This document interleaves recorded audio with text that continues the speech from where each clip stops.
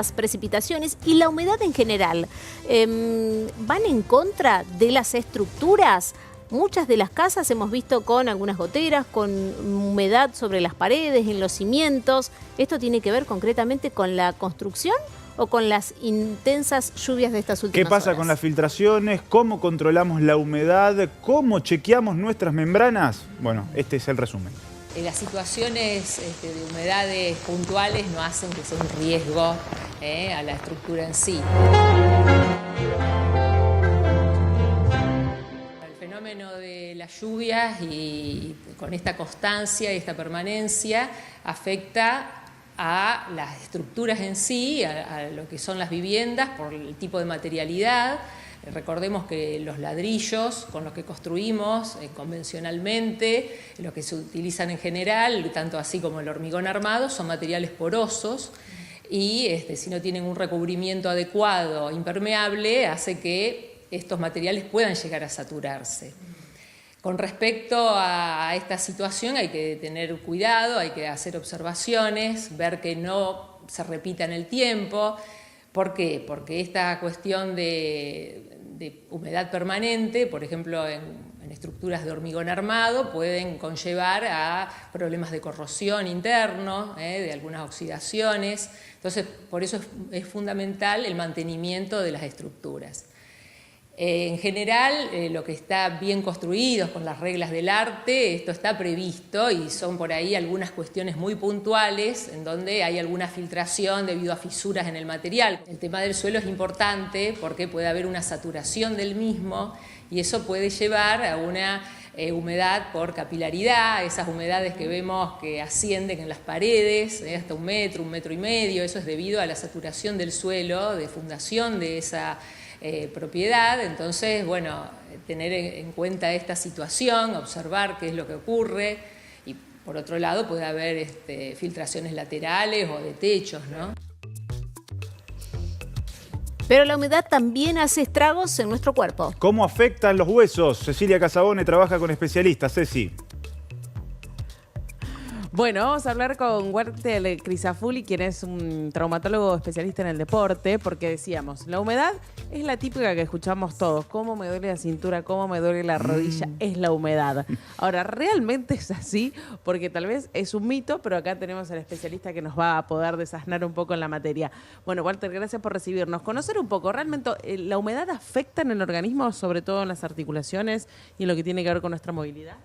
Mira, a veces creo que cuando nuestros abuelos decían, si salís, llevás el paraguas, había que hacerle caso porque sucedía, ¿no? En este caso la humedad tiene influencia en nuestro cuerpo, en nuestras articulaciones, tanto cuando hace mucho calor y hay mucha humedad que se complica la sudoración y eso es el golpe de calor. Cuando te decían antes lo que mata es la humedad, era cuando en días de mucho calor, con mucha humedad, ahí podías tener un golpe de calor donde ves que la gente se desmaya, ¿no? Pero en este caso, donde vos tenés días fríos, con baja presión atmosférica y fríos con humedad, sí hay una relación entre, el síntoma, que es el dolor de algunas articulaciones, y el desgaste articular, síntomas de artrosis o signos de artrosis. ¿Bien?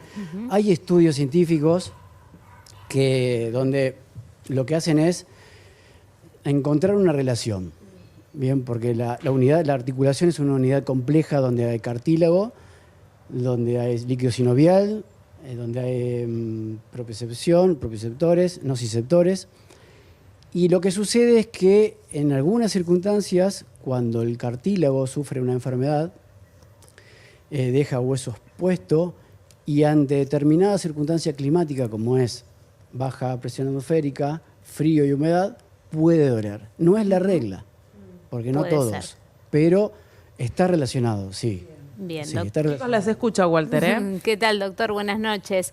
Hola, usted decía que puede llegar a suceder. También es muy frecuente escuchar a aquellas personas que sufrieron alguna quebradura que refieran mayor dolor de ese lugar donde tuvo una lesión, quizás una lesión que ya tiene 10 años, pero que la sigan recordando en los días de humedad. Por lo que usted decía, también podría estar asociado entonces.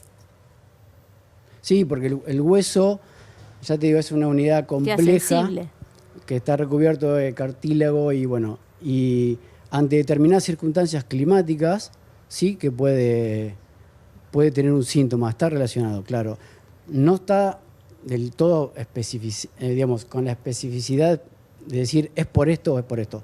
Al ser una unidad compleja, osteoarticular, son muchos los factores que pueden involucrar a nivel de, digamos, relacionado con el factor climático. Pero normalmente el frío húmedo con la presión atmosférica sí está ya estudiado que involucra el hueso y puede ser sintomático, como no.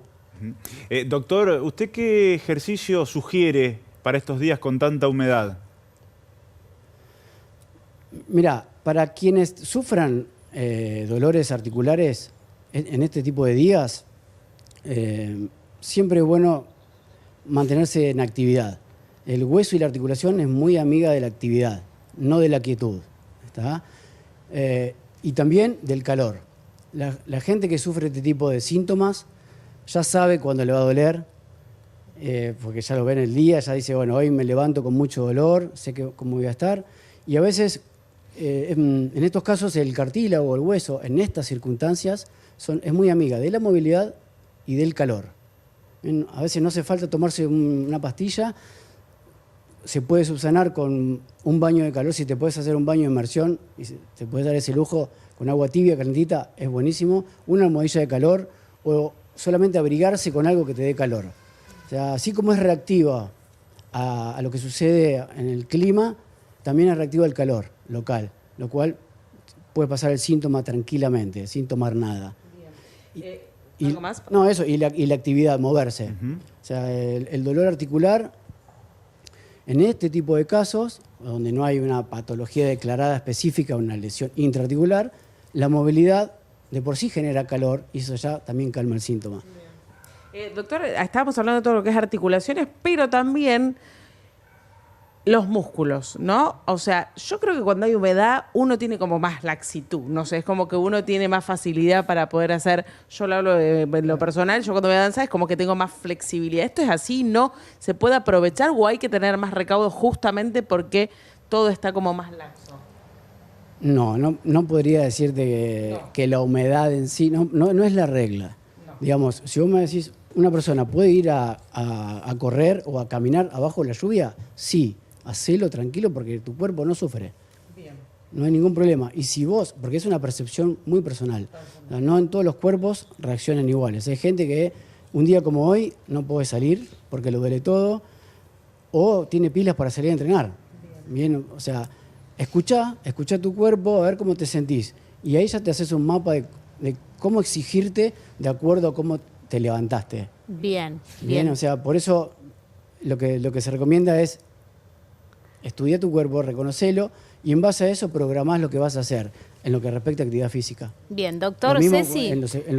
Sí, los invitamos a compartir también la palabra de otro profesional, en este caso de un neumonólogo, porque también hay recomendaciones con respecto a lo que es nuestra salud respiratoria. Lo compartimos y después volvemos ahí con ustedes, ¿sí? En esta época del año es típico que los pacientes con asma nos consulten porque venían muy bien y de repente empiezan a tener muchos síntomas, acumulación de síntomas y no saben qué hacer. La respuesta es simple, consulte con el especialista y el especialista en esto es el neumonólogo. La realidad que lo que tenemos que saber es que está la población general y también están los pacientes que tienen alguna enfermedad respiratoria crónica. Estos pacientes que tienen una enfermedad respiratoria crónica como asma o inflamación bronquial o algún fenómeno similar al asma y pacientes que tienen enfermedad pulmonar obstructiva crónica o pacientes que tienen, por ejemplo, fibrosis pulmonar, son pacientes muy susceptibles a tener algún tipo de síntoma, incremento de sus síntomas en momentos como este, donde estamos viviendo muchos días de lluvia continua y humedad relativa muy aumentada durante varios días, varias semanas consecutivas. Puede ser que el paciente que no tiene una enfermedad respiratoria crónica empiece a sentir como una pesadez, un cansancio, una dificultad para respirar. eso se asocia con un aumento de la humedad relativa en el medio ambiente y sobre todo dentro del hogar. Cuando hay un aumento de la humedad relativa, los pacientes sienten como una pesadez, una dificultad para respirar. Esto se nota mucho más en aquellos pacientes que tienen una condición previa, una enfermedad respiratoria crónica, como dijimos recién, asma, EPOC, algún caso de enfermedad intersticial o de fibrosis pulmonar. Estos pacientes tienen muchos más síntomas. Bien, ahí escuchábamos cómo afecta a las vías respiratorias esta cuestión de la humedad, Ceci. Y la pregunta para el doctor es ¿cuán importante es mantener, por ejemplo, nuestros espacios abiertos con ventilación para tratar de evitar también, bueno, el hecho de que se generen malestar y dolores en los huesos? Mira, es independiente, siempre es conveniente estar en un ambiente donde vas a entrenar, si es así, indoor, dentro de tu casa, ventilación. Por una cuestión del intercambio gaseoso, ¿no? De que no haya tanto dióxido de carbono, monóxido, lo que fuere, lo que esté dando vueltas, si tenés una estufa prendida o lo que sea, o con el mismo aire, siempre tener algo que intercambie el aire donde estás, más si estás entrenando, por sobre todas las cosas. Ahora, Doc, por ejemplo, estamos hablando de gente muy atleta, muy deportiva, pero por ahí hay gente que es más vagoneta, que no tiene mucha actividad física, pero hace los quehaceres del hogar que llevan ejercicio, porque también barrer, limpiar, acomodar, hace un desgaste físico.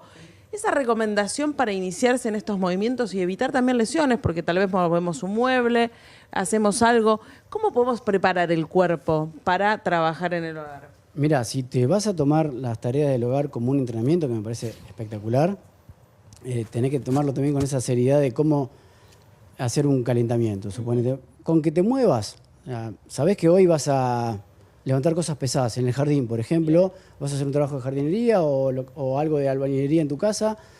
Bien, calentá, o sea, mover articulaciones. Siempre es bueno mover articulaciones y hacer un mínimo, un poco de fuerza básica. No hace falta hacer, no sé, 40 planchas. No. Por ejemplo, mover las articulaciones sería dar un movimiento. Claro, mover siempre, o sea, si te tomás la gimnasia de todos los días, cuando te levantás o previo a este tipo de actividades, mover todo, o sea, tobillos, rodillas, caderas, muñecas, todo el tren superior, son 5 minutos. Con esos 5 minutos que vos te movés o te estirás, o sea, ir al piso y mover la columna, estirarse, ya con eso basta.